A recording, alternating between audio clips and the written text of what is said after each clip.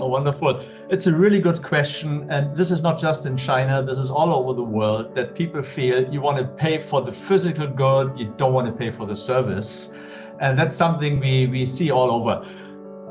This especially so for B2C, where customers have emotional attachment to these kind of products. For example, I'm a car enthusiast. I love my car. I love to own my car. Some people love their watches or jewelry or houses. So I think for those things, it will be very hard to replace them through service.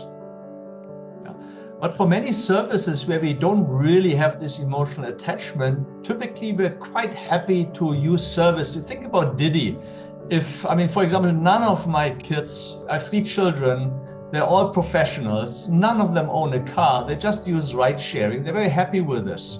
You look at B2B, I think most companies today, at least in the West, they're using leasing, or they use sort of service contracts for photocopying machines. They don't lease the machine, they just pay for the numbers of copies made.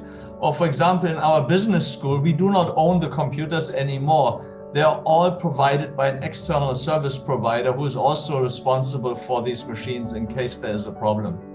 Of course, the problem is if all you do is sell hardware, physical products, the challenge is that you will get commoditized and that you're competing on price, and that it will be very hard for you to make good money unless you have incredibly strong brand equity like Nike or Apple. So if you don't have that, and if you're just in manufactured goods, it will be very hard for you to make good money.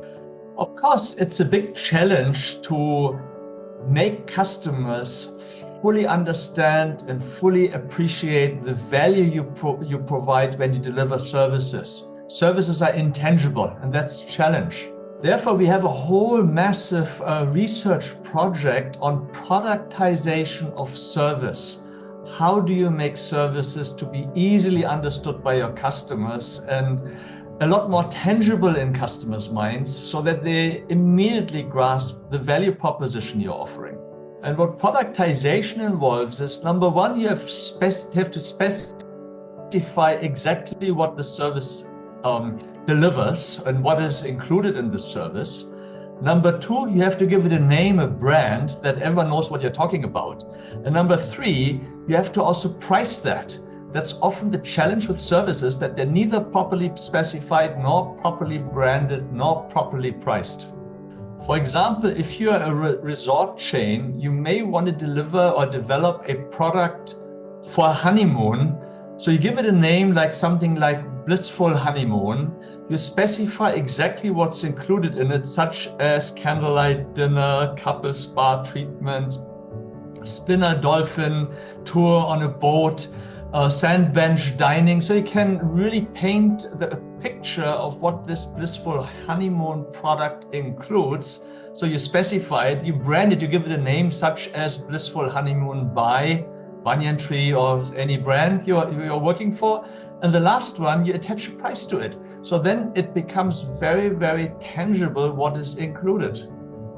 And of course, the same also applies to B2B, where you have, let's say you are selling a support service for some equipment. You may have a platinum branded service that is within 2 hours on-site response time and whatever that surrounds that type of service. And then you specify a standard service, which means you are 24 hours, but only a remote service, or you have an economy product. But the challenge is, or the objective is, to develop 3 clear products at different price tiers that come with different support level. That's what we mean by productizing a service.